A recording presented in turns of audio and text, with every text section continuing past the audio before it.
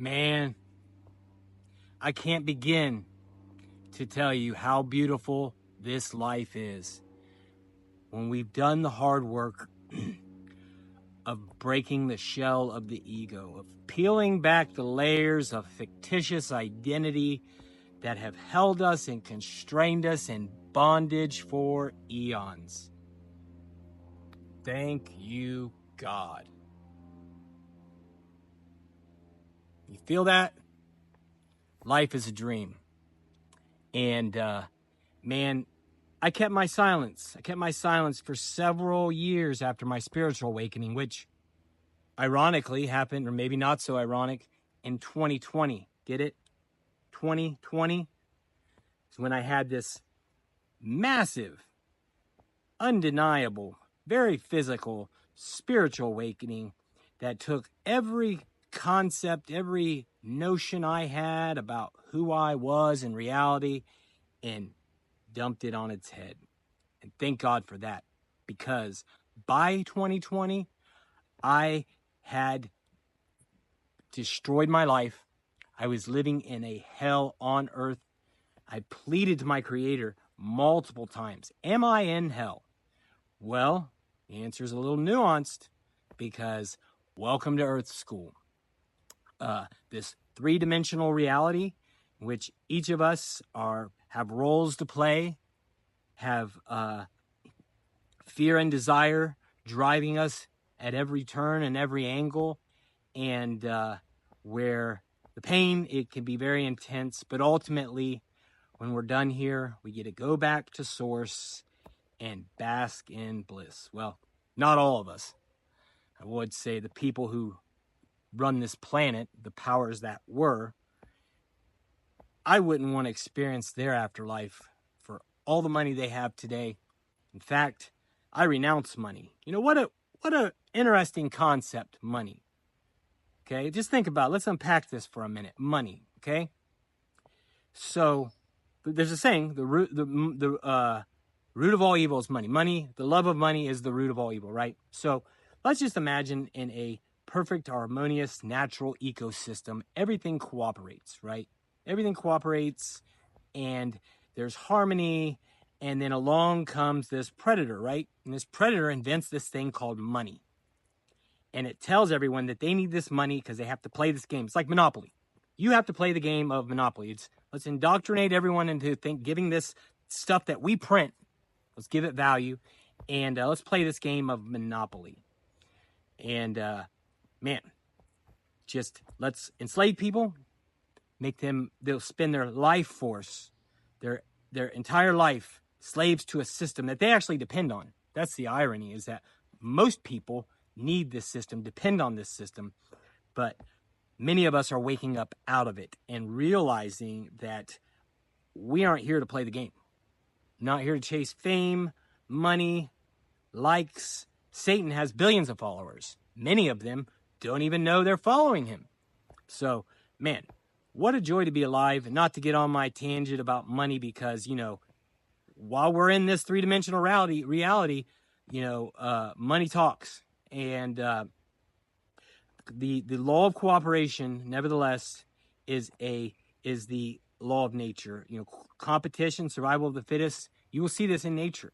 That is what drives forth the evolution of species.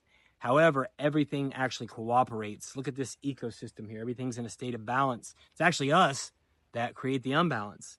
And fortunately, we're waking up out of that. And what do I mean by awakening? I'm going to give you another, this is an ancient metaphor here. Bear with me here for a second. I'm feeling in the zone. And I'll give you this metaphor of a lion cub. There's a lion cub, okay? And it's in its jungle habitat. And it is separated from its parents, who are killed. I'm not talking about The Lion King here. Great movie, though, by the way.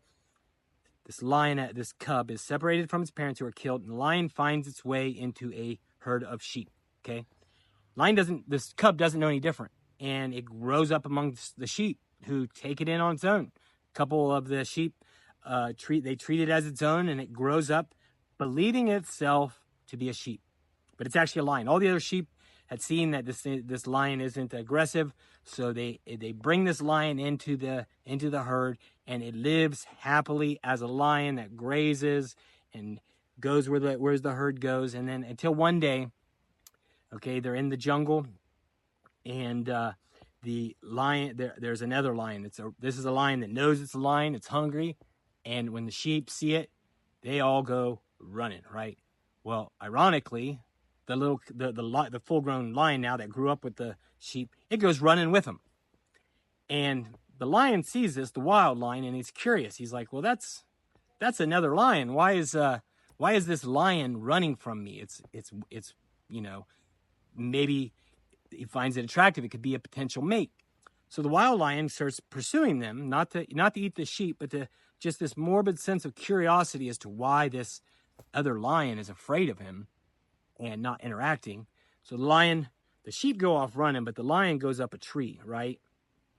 While it's up there, the wild lion is at the bottom saying, what is going on? And the cub, the tamed lion, is at the top saying, no, don't eat me, please don't eat me.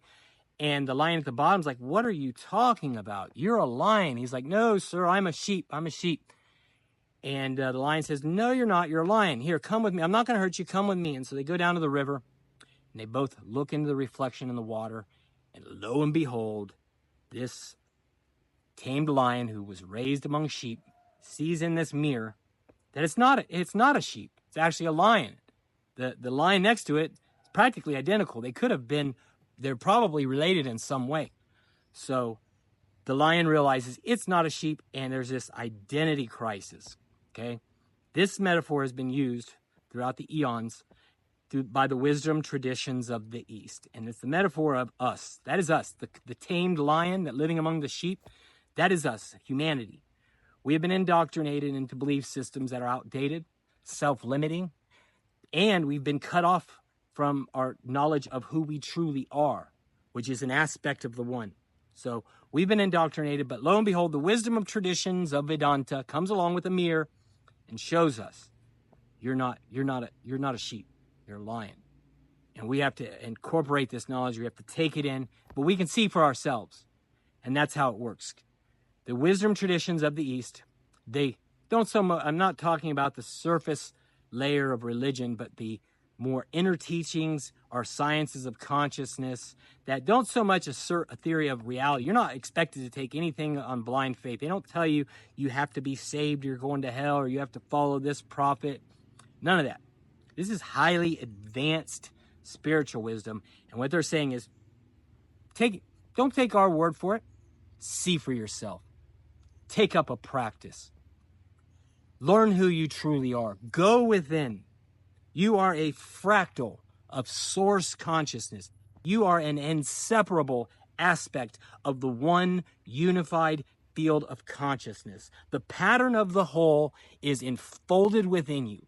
Just as like every cell in your body contains the blueprint for your entire body, so with the soul. The soul is a fractal of source consciousness. And to believe ourselves to be anything else is ignorance.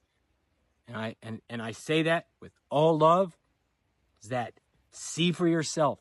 Study these traditions. They are eternal. Sanatana Dharma means the eternal way. This wisdom is life-saving, timeless, and perennial, and it is in complete harmony with the true, undistorted inner teachings of Christ, of Yeshua, who was a perfected being who came to restore Dharma and seed higher dimensional consciousness, which is unfolding now. This perfected being has had his teachings distorted and weaponized and monetized in ways that are a complete abomination. And he knew this would happen. He said, not everyone who calls me Lord will enter the kingdom. In fact, there will be many in that day who say to me, Lord, Lord, I casted out demons in your name and prophesied in your name. And he will say, depart from me, I knew you not. Lo and behold, if you are a follower of Yeshua, these inner teachings, the Gospel of Thomas and the Gospel of Mary, are of the utmost importance. Your eternal salvation depends on this. So it is your duty to study these. They were banned by the Catholic Church in 400 AD. In my opinion, not only the banning of the secret texts that lead to illumination, but also the distortion of those that remain is the greatest crime ever perpetrated on the human race. And I was raised Christian, and I love Yeshua. I say Yeshua because Jesus is a commercialized entity, and he knows, and he's shaking his head, but I love him, and I love Christians, and I love Christianity, and I will walk with them because they are me and I am them. They are aspects of the one as well. And I only hope maybe this reaches a few of them, but otherwise you're preaching to the choir. You're as Yeshua said, lest you cast your pearls before swine. Let those who have the ears to hear and the eyes to see. You know what I mean? He's talking about people that have the ability, who are evolved enough to understand, because most of this stuff is going to go right over the head of the masses. They are not interested in transcending duality. They're not interested in awakening. And that's unfortunate. But many of them are waking up, including me. I was once one of those people, those Bible thumpers. This is the only way. And when I was a journalist, I wrote columns about it, rants, just vivid rants, lucid rants about the passion of the Christ, and offended people. And I knew then, God was telling me then, maybe I ought to lay off this. Maybe I ought to lay off this heavy religious indoctrination a bit. Because you know what? It ultimately didn't help me recovery. It didn't provide a spiritual awakening. And it never made sense. And I say this in a loving way. You're telling me that the all-encompassing God of the universe, which is a Jewish carpenter who died 2,000 years ago, which I'm not denying he was God in the flesh, by the way, but you're telling me that if I don't go to your church and accept him as my savior, that I'm going to be tortured forever. You are saying this whole creation is flawed, that God needed to incarnate as him, impregnate a virgin with himself, incarnate as himself, to murder himself, to forgive a sentence that he imposed.